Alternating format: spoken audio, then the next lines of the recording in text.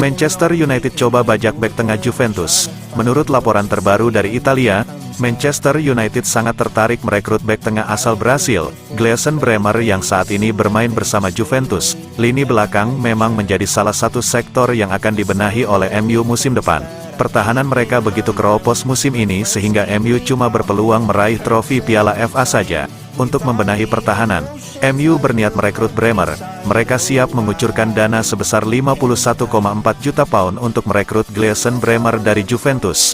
Bremer, seorang bek yang telah lama menjadi incaran United, diyakini akan menjadi pilihan utama bagi klub untuk memperbaiki lini belakang mereka. Rumor ini semakin menguat setelah laporan dari Italia mengindikasikan bahwa Juventus bersedia untuk mempertimbangkan penawaran besar dari MU.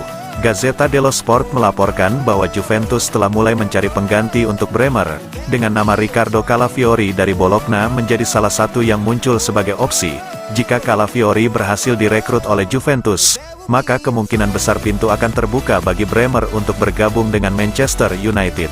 Hal ini tentu menjadi kabar baik bagi penggemar setan merah yang telah lama menantikan perbaikan dalam pertahanan tim mereka. Selain Bremer, MU juga dikabarkan telah menarik minat pada bek tengah lainnya seperti Marc Guehi dari Crystal Palace.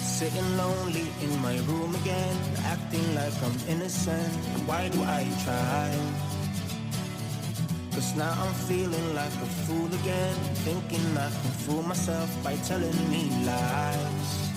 When there's so many things that I keep in my mind. MU sudah pernah bidik Declan Rice, sekarang nyesel gak jadi rekrut. Manchester United mungkin jadi salah satu tim yang menyesal ketika melihat Declan Rice main bagus bersama Arsenal. Faktanya, MU juga pernah tertarik merekrut gelandang Inggris tersebut. Nama Declan Rice sebenarnya sudah jadi target panas di bursa transfer beberapa tahun terakhir.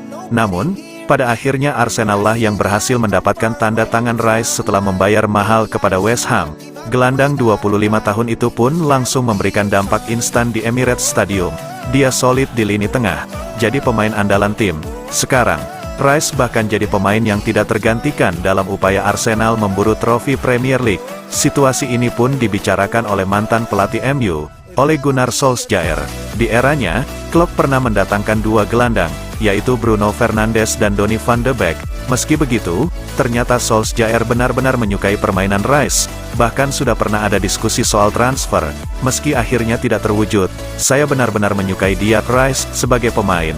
Kami mendiskusikan dia beberapa kali dan saya rasa kami akan main bagus dengan dia di lini tengah. Dia punya energi untuk mencakup area luas di lapangan dan saya kira dia sudah banyak berkembang dalam kemampuan membangun permainan. Memang harganya cukup mahal, tapi saat itu kami bisa dan kami seharusnya mengejar dia, kata Solskjaer.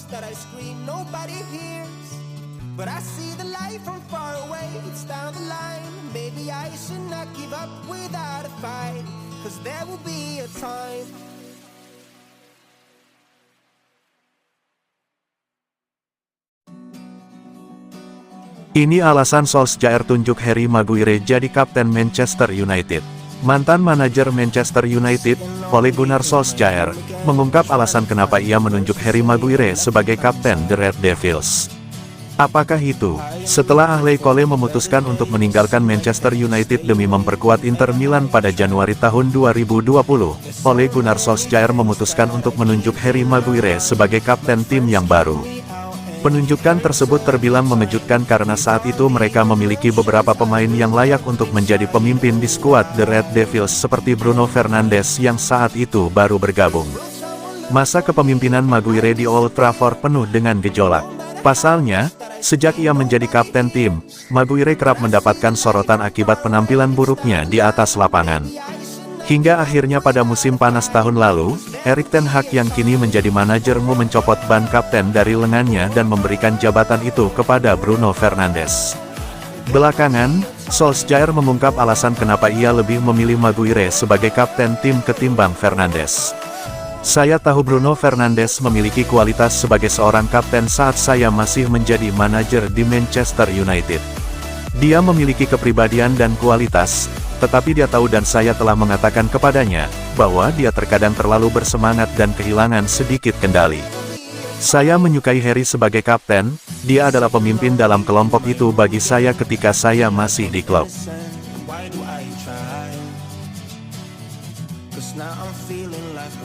again, thinking I can fool myself by telling me lies. When there's so many things that I keep in my mind.